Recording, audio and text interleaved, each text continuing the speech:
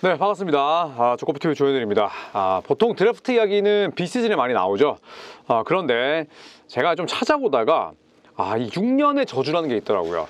제가 예전에 조선의 느바에서도 한번 이야기를 했던 적이 있는데 6년 주기로 드래프트에서 꼭 망하는 선수들이 나옵니다. 1989년부터 거슬러 올라가 볼 텐데요. 그 6년의 주기가 이제 내년 여름에 찾아오더라고요. 그런데 내년 여름 드래프트는 2024년과는 다르게 역대급이다.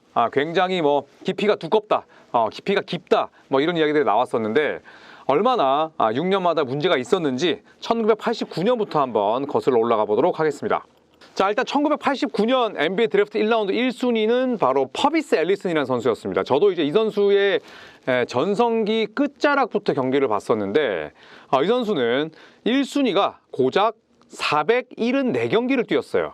474경기, 세크라멘토로 지명을 받았는데 그 이후에 곧바로 트레이드가 됐습니다. 그것도 드래프트 1순위가 곧바로 트레이드 되는 경우는 거의 없죠. 그런데 474경기 뛰면서 9.5득점, 6.7리바운드, 1.5어시스트, 굉장히 초라한 성적만을 남기고 떠났죠. NBA에서 11시즌을 보냈었는데 두 자리 득점은 3회가 전부였어요. 그러니까 워싱턴 블리츠 시절에 딱 한 번 20-10 기록을 하기도 했었는데 대부분은 그냥 롤플레이어였고요. 그렇기 때문에 마이클 올로칸디라는 선수가 있었습니다. 1998년 드래프트 1순위였는데 정말 보여준 게 없었거든요. 그리고 같은 빅맨이고 마이클 올로칸디 이전의 올로칸디다라는 평가를 받았었습니다. 474경기, 9.5득점, 6.7리바운드에 그쳤으니 얼마나 존재감이 없었는지를 알 수가 있죠. 자, 워싱턴에서 90년부터 94년까지 뛰었고 그 다음에 한국에 가장 많이 소개가 됐을 때는 바로 보스턴 셀틱스 시절이었을 거예요. 그래서 보스턴에서 94년부터 활약을 했었습니다. 자, 그리고 시애틀 슈퍼소닉스에서 잠깐 뛰고 은퇴를 했죠. 자, 어떻게 놓고 본다면 이 퍼비스 앨리슨 같은 경우에는 6피터 9인치의 빅맨이었고 굉장히 운동 능력이 뛰어났습니다. 그럼에도 불구하고 거의 존재감이 없었고 보스턴에서 상당히 길게 뛰긴 했습니다만 그때도 부상으로 점철된 그런 시기를 보냈었어요. 결국에는 쓸쓸하게 NBA 코트를 떠났습니다. 1989년 드래프트 1순위를 기억하시는 분들은 아마 많이 안 계시겠죠. 자, 그리고 그로부터 6년 뒤에 바로 조 스미스가 골든스테이트 워리어스의 지명을 받습니다. 자, 이 당시에 스테판 마버리라든지 비슷한 나이대 선수들이 조 스미스가 1라운드 1순위라고 이게 말이 되는 거야? 이러면서 질투가 아닌 정말 말도 안 되는 처사로 받아들였다고 해요. 자, 아니나 다를까 골든스테이트 워리어스의 지명을 받고 그리고 평범한 활약에 그쳤습니다. 1030경기를 뛰긴 했어요. 16년 동안 1030경기를 뛰었으니까 1순위 치더라도 굉장히 많은 게임을 소화했습니다. 자, 하지만 통상 기록은 10.9득점, 6.4리바운드, 야투, 빅맨인데 45.5%가 전부였고요. NBA 드래프트 1순위였는데 무려 12개 팀을 돌아다녔습니다. 너무너무 많이 팀을 옮겨 다녔죠. 자, 그래서 골든스테이트 워리어스에서 활약을 했었습니다. 이 당시에 라트리스 프리웰, 빈버 콜스 이런 선수들과 호흡을 맞췄었고 이후에는 계속 저니맨이었죠. 자, 그런데 가장 화제를 모았을 때는 바로 미네소타 팀볼브스 시절이었어요. 이때 케빈 가넷과 함께 골밑을 지켰었는데 이때 미네소타가 2년 계약을 몰래 했던 게 걸리면서 미네소타는 1라운드 지명권을 향후 5년 동안 몰수당합니다. 그리고 고작 조 스미스 데려오려고 지금 그랬던 거야 라는 평가가 많았었는데 그 이후에는 두각을 드러내지 못했어요. 디트로이트, 미러키, 덴버 계속해서 팀을 돌아다니면서 은퇴를 했습니다. 16년 동안 1030경기 뛴 부분은 저는 존중하고 존경할 만하다고 생각을 해요. 하지만 스테판 마버리의 이야기처럼 1순위로 뽑힐 만한 자원은 아니었다. 그래서 조 스미스 역시도 완전 폭망사례는 아니지만 드래프트 1순위 가운데에서는 완전히 버스트였다 이런 평가를 받는 거죠.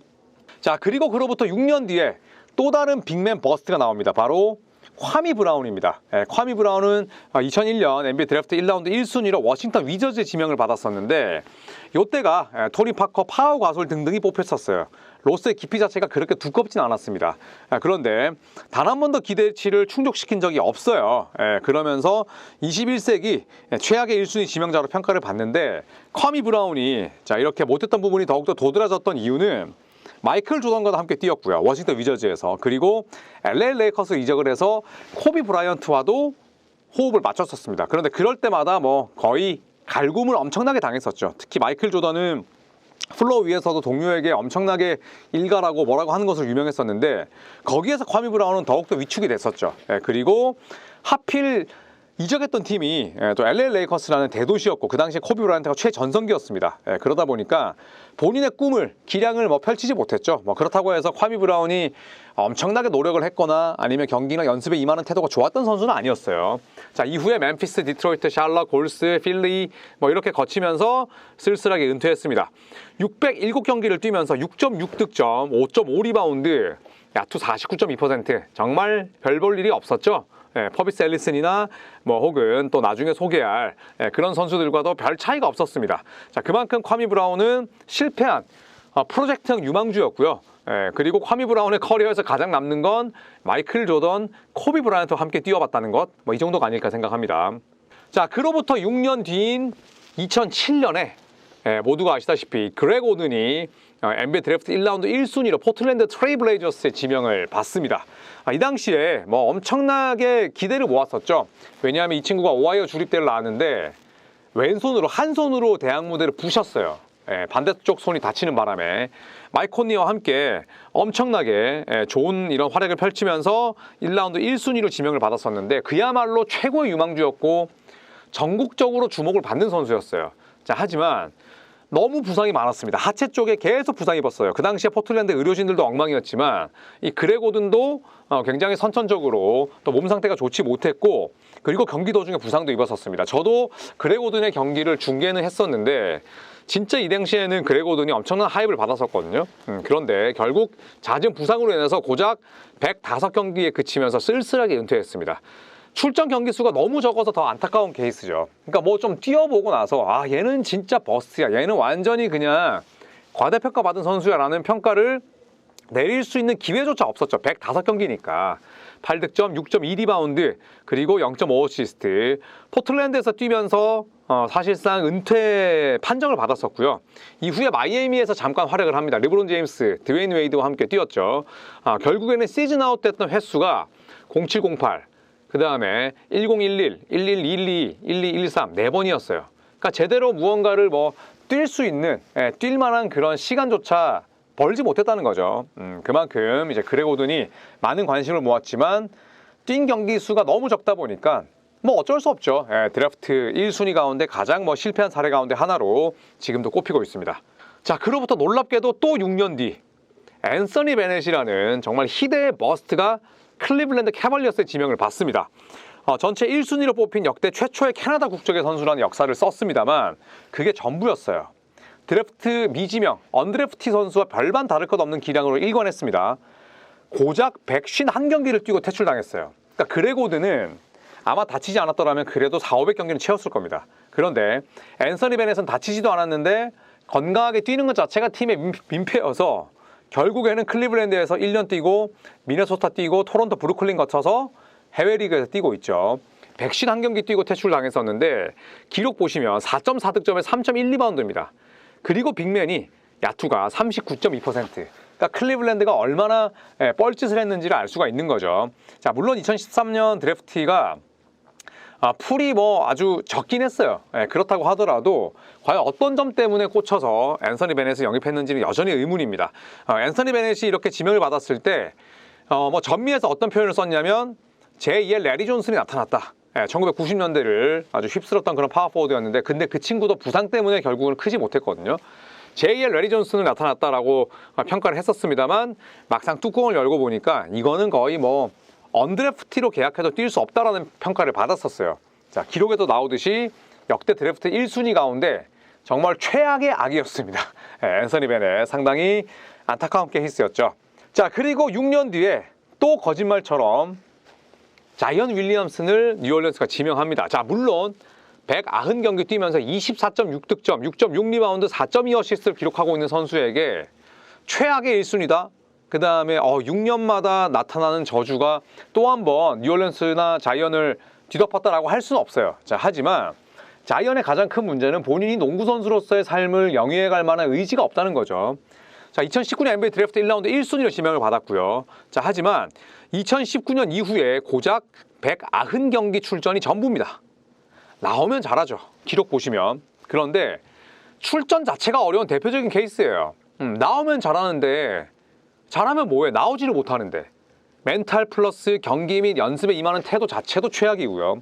얼마 전에 벗은 사진이 나왔는데 진짜 아랫배가 정말로 그냥 남자의 그 주요 생식기 위까지 내려왔더라고요. 진짜 이 정도면 몸 관리 안 하는 겁니다. 본인의 체중, 체지방에 관련한 옵션 조항까지 연봉에 넣었는데 이렇게 한다? 뛸 마음이 없는 거죠. 그렇기 때문에 자이언은 아니지 않아? 라고 말씀하실 수도 있겠지만 저는 6년마다 찾아오는 이 악몽 같은 일의 자이언도 충분히 한 포션을 담당할 수 있다고 생각을 합니다. 자, 여러분 190경기를 뛰었어요. 이게 말이 되나요? 지금 2019년에 데뷔를 했는데 200경기도 뛰지 못한 게 말이 되냐고요. 저는 그것 자체가, 출석률 자체가 이 정도로 엉망인 게 저는 그냥 최악이라고 생각을 합니다. 자, 그리고 자이언 윌리엄스는 뭐 루머긴 합니다. 보도이긴 합니다만 일단 CAA와 갈라섰다는 보도가 나왔어요. 그래서 이 CAA는 아주 유명한 에이전시인데 자이언과 뉴욕 닉스 간에 계속된 루머가 있었죠. 그런데 자이언은 뭐 본인이 부인하긴 했습니다만 계속해서 뉴욕 닉스에서 뛰고 싶다는 의견을 피력해 왔었죠. 뉴욕 닉스의 지명을 받고 싶다. 뭐 나중에라도 뉴욕 닉스에서 뛰고 싶다. 가족들이 원한다. 뭐 이런 루머가 있었는데 본인은 반박했어요. 당연히 반박할 수밖에 없죠. 맞습니다. 제가 뉴올리언스 소속이지만 사실은 뉴욕을 너무 가고 싶습니다. 이렇게 할 수는 없잖아요. 그런데 CAA와 갈라섰다는 보도가 나왔는데 그 이유는 2019년 드래프트가 열리기도 전에 자이언은 뉴욕에서 뛰는 걸 강력히 원했지만 그 꿈이 좌절됐고 그리고 뉴욕행 트레이드에 대한 진전이 없었던 게 첫 번째 이유였다. 그러니까 뉴욕으로 나는 가고 싶은데 에이전트 니네가 한 게 뭐냐. 두 번째는 체중 관련 마이너스 옵션 조항이 있었다고 했잖아요. 이 조항으로 인해서 연봉을 전액 보장받지 못했던 점이 두 번째 원인이라고 합니다. 그러니까 이게 사실인지 아닌지 모르겠어요. 그런데 만약에 이게 사실이라면 얼마나 자이언의 멘탈이 썩었는지를 알 수가 있죠. 자, 이런 선수를 지금 뉴올리언스는 데리고 있어야 됩니다. 자, 그리고 이제 6년 뒤면 2025년 내년입니다. 하지만 내년은 뭐 쿠퍼 플래그를 비롯해서 굉장히 좋은 선수들이 많이 나오죠. 다시 6년의 악몽이 재현되지 않길 바라면서 그리고 자이언 윌리엄슨 같이 이렇게 충분한 재능이 있는데도 불구하고 본인의 부주의와 몸 관리 정말 프로페셔널하지 못한 이런 마인드로 일관하는 선수가 많이 안 나왔으면 좋겠어요. 정말 1순위로 뽑혔으면 얼마나 많은 기대를 받고 프로에 온 겁니까? 그래서 저는 자이언 같은 사례가 나타나는 것보다 차라리 조 스미스처럼 1순위 감은 아니야. 그런데 어떤 식으로든 살아남고 NBA에서 1000경기 이상 뛴 이런 선수들이 더 높은 평가를 받아야 되지 않나 생각을 합니다. 자, 이상 NBA 드래프트의 악몽 6년 주기설을 정리해봤습니다. 고맙습니다.